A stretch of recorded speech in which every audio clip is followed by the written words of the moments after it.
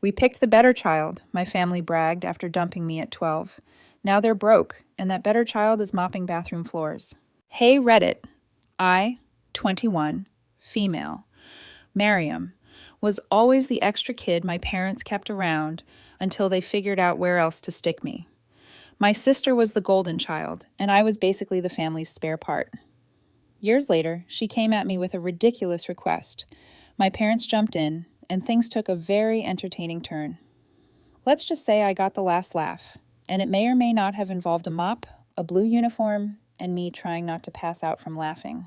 From the start, it was obvious who was the star of the show. My twin sister, Madison, 21, female, blonde hair, green eyes, dimples, all that angel child stuff people gush over. Every time someone met us, it was, "Oh, she's gorgeous," followed by, "And that's her sister." Like I was her chauffeur or something. My parents, Steve and Sydney, ate it up. If Madison so much as burped politely, she was graceful. If I did anything, lazy, unmotivated, a problem. And I'm not exaggerating. One year for Christmas, she got an iPad and I got socks. Not nice socks, clearance socks. 2 sizes too small. They loved pointing out that I was darker skinned than Madison. She got Mom's light skin and Dad's light eyes. I got me. Guess which one fit better into their family photo aesthetic? Spoiler, not the kid who got told to stand in the back so the lighting didn't wash out her sister's face. Growing up, I became the designated errand girl. If they needed someone to clean the garage, me. Madison's turn to do dishes? No, she had homework, so I did them.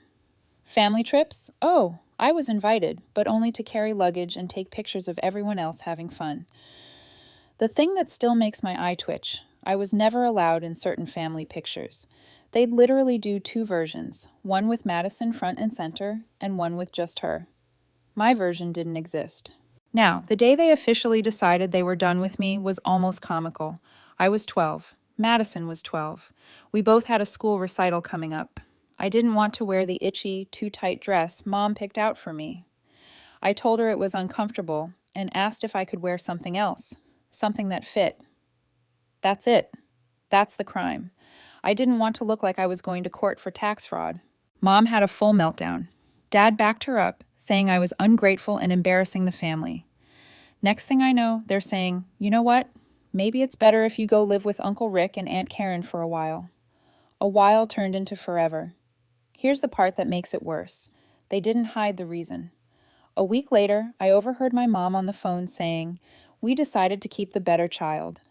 That's me they're talking about. Or rather, not me.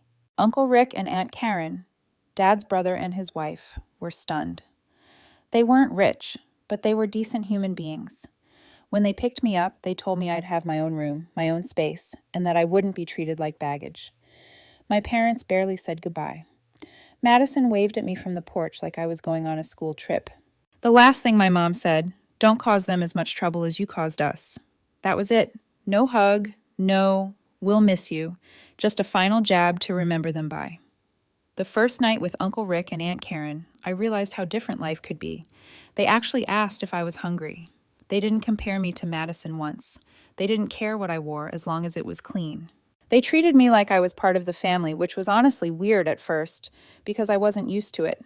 But the messed up part, even though I was gone, my parents still found ways to remind me I was the reject.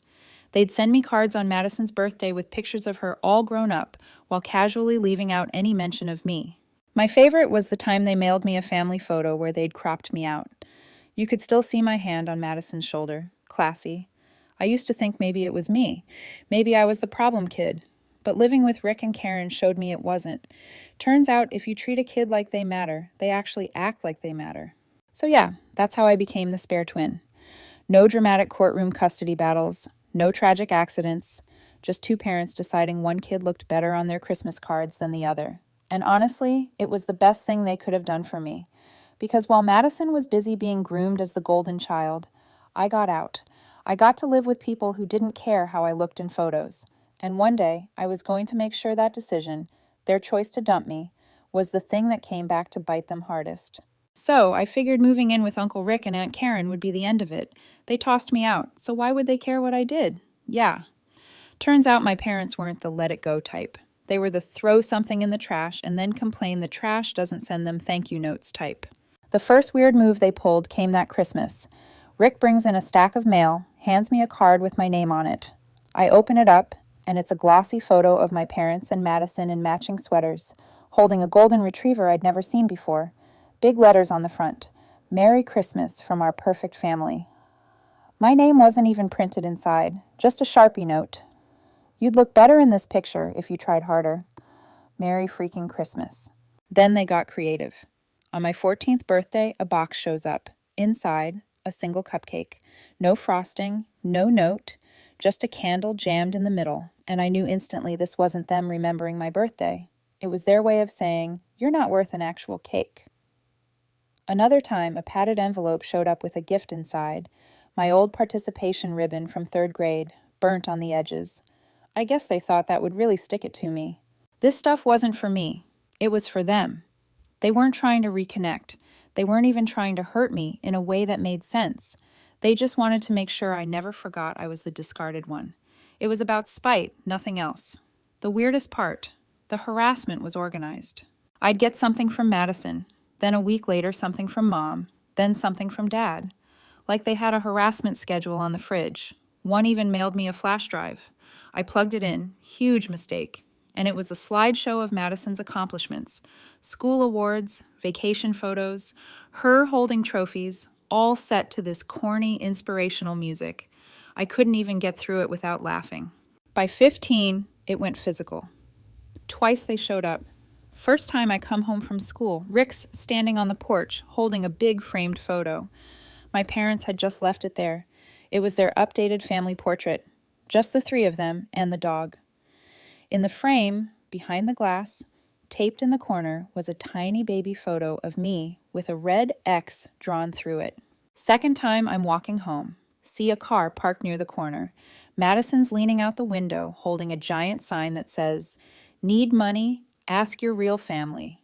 A couple of kids from school were behind me. They saw the whole thing. Madison waved like she was at a parade. I didn't even react, just kept walking. I think me not caring pissed her off more than anything. The last straw came a few months later. A package shows up. Big box. Heavy. I open it and find a shoebox inside, filled with dirt and trash. On top of the dirt, a note that read, "This is all you'll ever be worth to us." Rick nearly called the cops. I told him not to bother. I didn't want them to think they'd gotten a reaction. But in my head, I decided something important. I wasn't just going to cut them off. I was going to keep receipts. Every insult, every petty stunt, all stored away for the day I'd finally use them. By then, even Rick and Karen were saying, they're not going to stop unless you cut every line of contact. So I did. New number, privacy lock on school records, mail forwarded to a P.O. box. For about a year, things were quiet.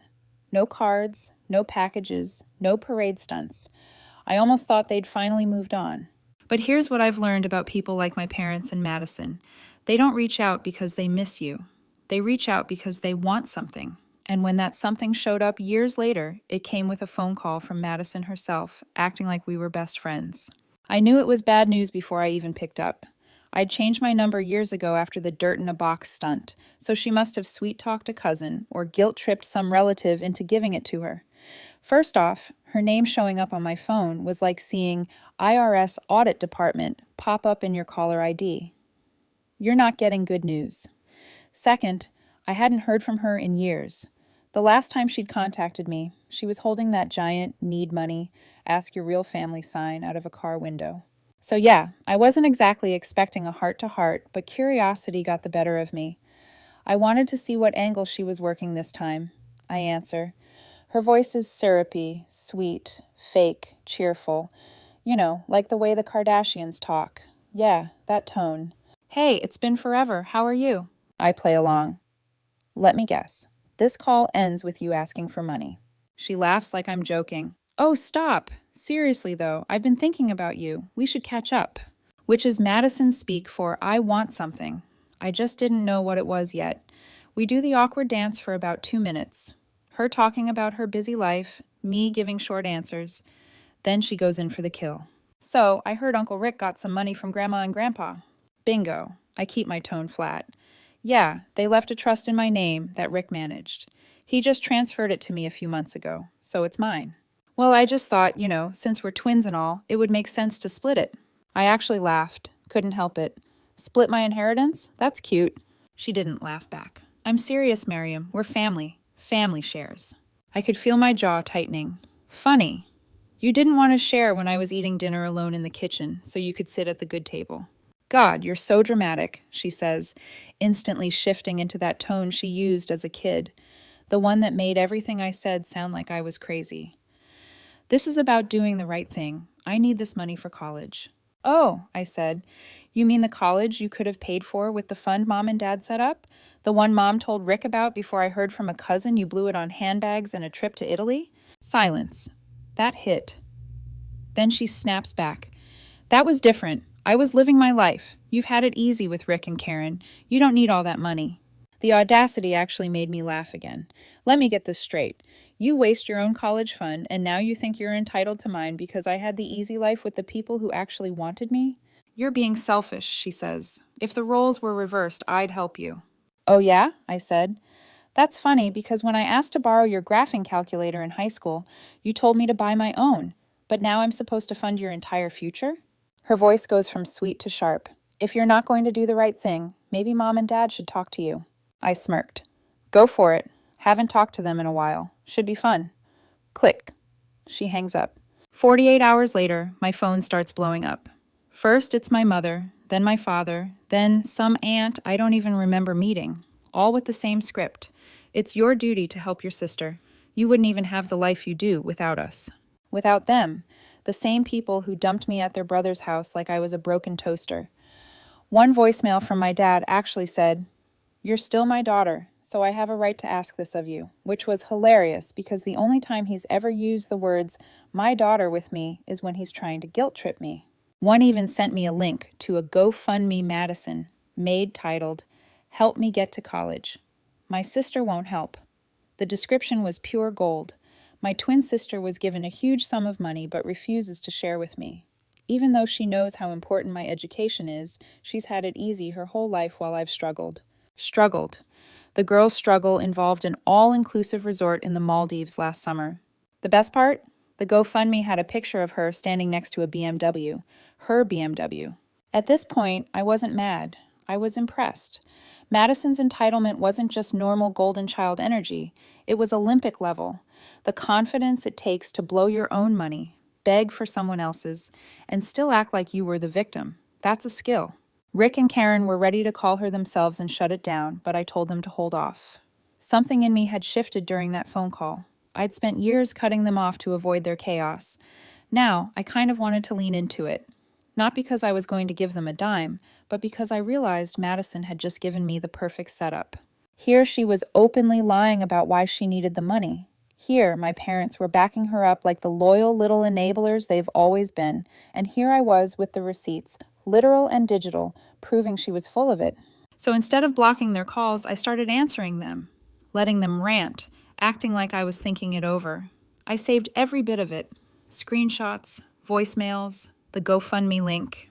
I even had a mutual friend send me screenshots of her bragging about her Italy shopping spree and Maldives getaway in a private group chat.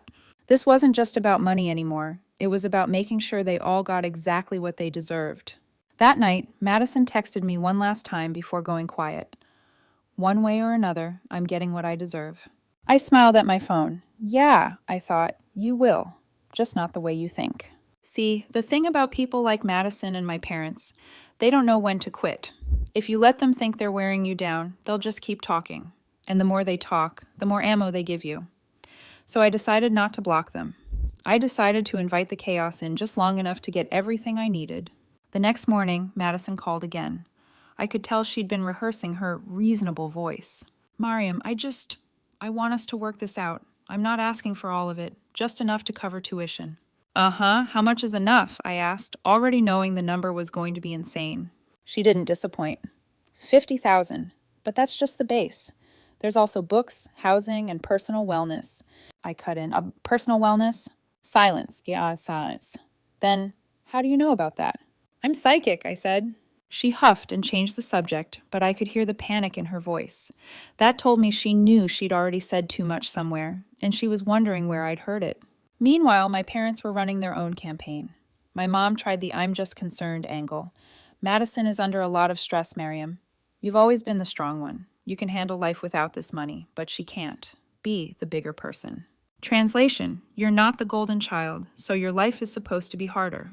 I knew I had to keep them talking. So I started asking questions. So, if I were to help, what would the money be used for exactly?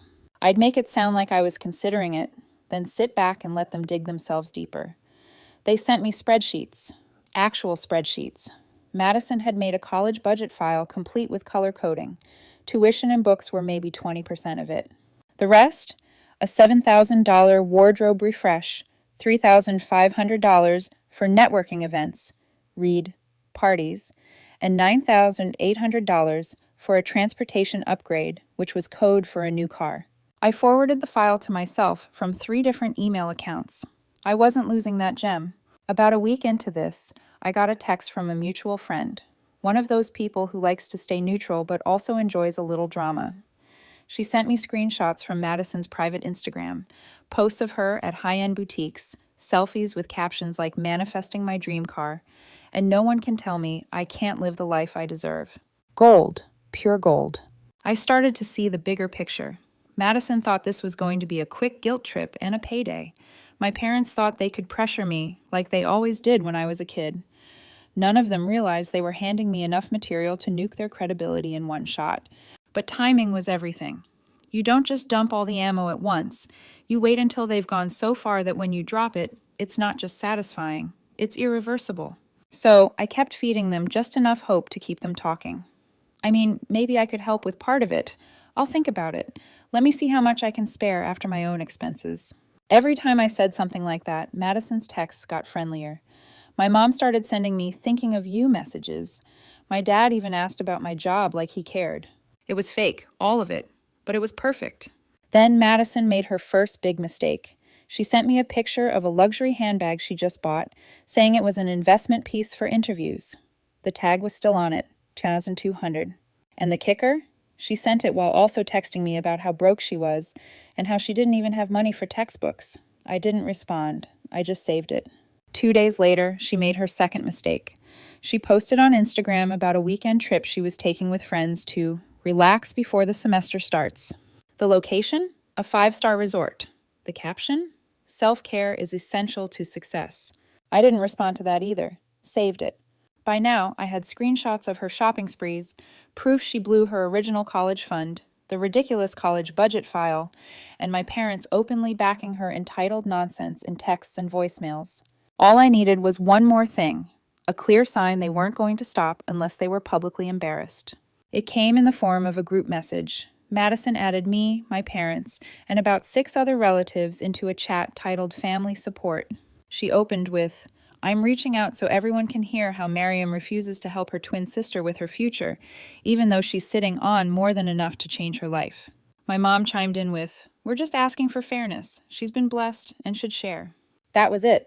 The perfect setup. They'd taken it public within the family.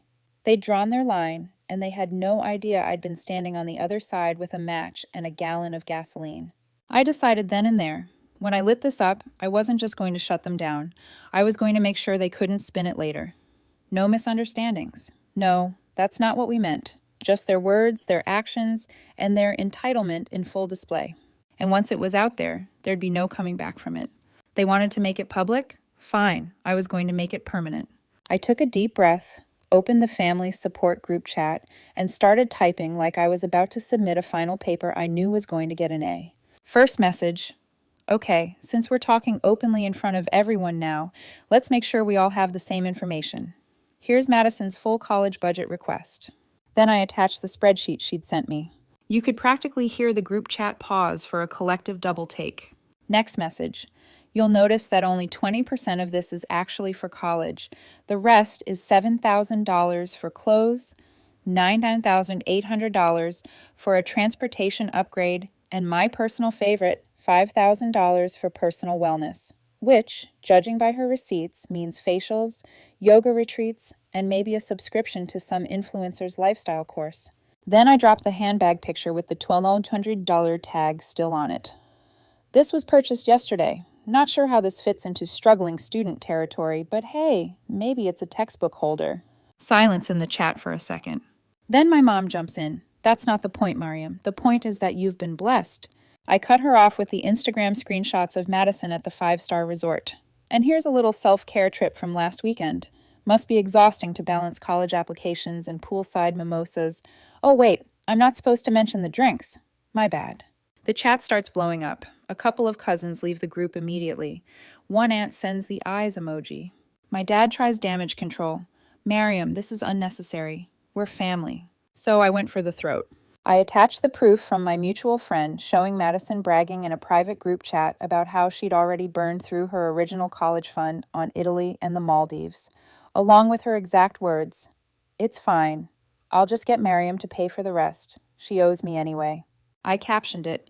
So just to confirm, I owe you because our parents dumped me on Rick and Karen when I was 12 so they could keep the better-looking one? I want to make sure I understand the logic. At this point, the group chat wasn't just awkward. It was nuclear fallout. My phone was buzzing like it was trying to escape the table. Relatives were DMing me separately, saying they had no idea or always suspected something was off about Madison's stories. Madison finally replied in the group, "You're taking everything out of context. That wasn't what I meant." And I laughed out loud reading it. Out of context? She literally spelled it out in perfect context. So, I hit them with the finisher. Here's the context. Madison, you're not getting a dime. Mom, Dad, you raised her to believe she's entitled to whatever she wants, and now you're shocked it's blowing up in your faces. You could have left me alone, but you came for me, and now you've got the whole family watching. This is the last time I respond to any of you. Goodbye. Then I left the group. It felt incredible, like walking away from a dumpster fire you didn't start, but sure as hell finished. But I wasn't done. I sent the same evidence, every screenshot, every file, every photo, to the other side of the family, the ones who hadn't been in the chat. I didn't want there to be any chance Madison or my parents could spin it into Mariam was being mean or she's making it up. Nope. The receipts were bulletproof. Within 24 hours, Madison's GoFundMe had been deleted. Not because she'd reached her goal, because the comments were brutal.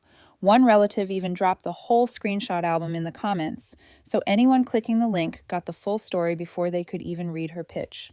People were posting links to the screenshots I'd shared, calling her a scammer. Someone even posted, "college fund?" More like vacation fund. Rick and Karen couldn't stop smiling for a week. Rick even made popcorn one night and said, "This is better than Netflix." The best part? Madison hates losing face.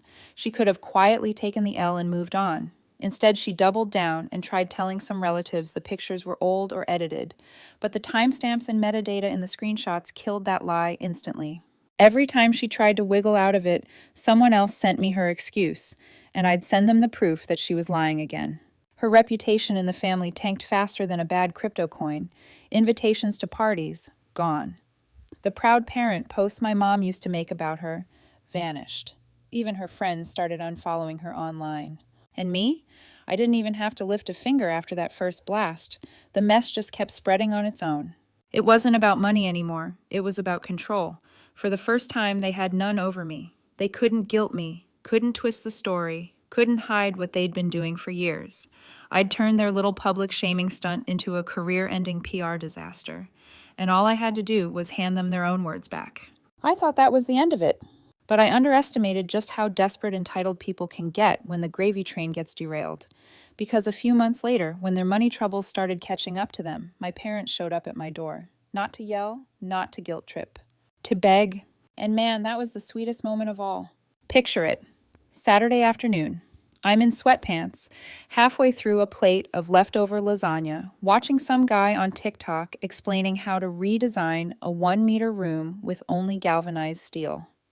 Life is peaceful. Then, knock knock. Not the casual kind.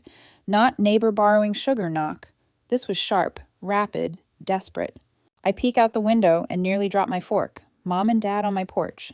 For a second, I thought maybe they were delivering an apology basket. You know, one of those overpriced arrangements with fancy cheeses and maybe a little card saying, "Sorry for being trash parents." But nope. They were standing there in clothes that looked like they'd been slept in, with faces like someone had just repossessed their souls. I opened the door halfway, because I'm not stupid. "Wow, the better child busy today? So you decided to slum it?" Dad tries for a chuckle. "Mariam, come on, that's not necessary." "Oh, it's necessary," I told them. "So, what brings you here? Forgot my birthday again and wanted to make up for the last 20 years?" Mom jumps in, clasping her hands like she's auditioning for a church choir. "We've made mistakes. We know that. But we're still family, and family should—" "Stop right there," I cut her off, "because the last time I heard the word family from you, it was followed by you asking for money. And judging by your faces, this isn't a social call." They exchange a look, the kind where you know they were hoping to warm me up before hitting me with the real reason they drove here. Finally, Dad says it. "We're in a bit of a tight spot." I lean on the doorframe. "A tight spot? Did Madison buy too many personal wellness packages?" Mom sighs like she's the one who's been wronged. "The house is, well, it's in foreclosure. We've had some debts pile up, and your sister—" Right on cue, Madison walks up from the driveway, designer sunglasses on, holding a coffee cup the size of her head. "Hey, Mariam," she says, like she's greeting a waiter she's about to stiff on a tip. I grin. "Well, if it isn't the star of the GoFundMe scammer documentary, what's up, sis?" She ignores that. "We're just here to talk. Things have been hard, and you have the means to help us." There it was, not even dressed up this time. Just straight to, "Give me your money." I tilt my head. "You're right, Madison. I do have the means, and I'm using them for me." Crazy concept, I know. Dad steps forward like he's trying to reclaim some fatherly authority he never earned. "We're asking for a loan, interest-free, just enough to get back on our feet." I laugh. "You guys have been on your feet for years. They've just been stomping on everyone else's toes. And now that you've tripped, you're looking for me to be your crutch." Mom tries the guilt trip next. "We took you in when you were a baby." "Correction," I interrupt. "You gave me away to Rick and Karen because I didn't match the holiday photo aesthetic. Let's not rewrite history." Madison scoffs. "God, you're so dramatic. It's just money. You act like we're asking for your kidney." "Yeah," I say. "But see, the difference is if you took my kidney, you'd probably sell it and then still come back asking for the other one." Dad's jaw tightens. "We're giving you a chance to be the bigger person here." I smirk. "I've been the bigger person since I was 12. You guys were just too busy polishing Madison's halo to notice." They're all standing there now, shifting uncomfortably, realizing the old tactics aren't working. So Mom drops the fake humility and goes straight to desperation. "If we lose the house, we'll have nowhere to go." "Bummer," I say. "But on the bright side, it's a lot easier to take family portraits when you don't have to worry about furniture blocking the shot." Madison tries one last time. "Please, Mariam, just enough to get back on our feet. I swear I'll pay you back." I lock eyes with her. "Oh, like you were going to pay back your original college fund? Or like you were going to pay for your own trips instead of making a GoFundMe to scam relatives? Forgive me if your track record doesn't inspire confidence." There's a long pause. Nobody's smiling anymore. Madison looks like she's ready to spit nails. Dad's face is red. Mom's eyes are glossy. Not from sadness, but from rage that I'm not folding. So I finish it. Calm, steady, no yelling. "You all made your choice a long time ago. You picked your favorite. You backed her even when she was wrong. And you decided I was disposable. Now you're standing here because you need something from the disposable one. So here's my answer. The same one you gave me my whole life. No." And with that, I shut the door. I stood there for a second, listening. Nothing. No knocking, no shouting. Just the sound of footsteps back to the car and the engine starting. I went back to my lasagna, and let me tell you, it tasted amazing. Life, after shutting that door on them, was quiet. Quiet in the best way possible. No surprise knocks, no guilt trip voicemails, no random family group chats trying to stage an intervention for my conscience. Just me, Rick, Karen, my plans, and the inheritance exactly where it belonged, in my account. I didn't gloat out loud about it. Not because I was the bigger person, just because the satisfaction didn't need an audience. I knew that was enough, until the universe decided to give me an encore. It was a Friday night. I was out with 2 friends at a decent mid-range steakhouse, the kind of place where the menus don't have pictures, and the waiters act like they invented the specials. We'd just finished demolishing a plate of appetizers when I got up to hit the bathroom. As I walked down the hall past the kitchen entrance, I caught a glimpse of a mop handle sticking out of a yellow bucket. And then I saw her. Madison. Hair tied back in a bun that had lost the fight hours ago. Blue janitor uniform, rubber gloves, mopping the tile floor with all the enthusiasm of someone scrubbing graffiti off a gas station wall. I froze. Then, without even trying to stop it, I started laughing out loud. The kind of laugh you can't fake, the kind that comes from pure disbelief and joy colliding in your chest. She looked up and instantly went pale. "Oh my God," she muttered, trying to turn her face away.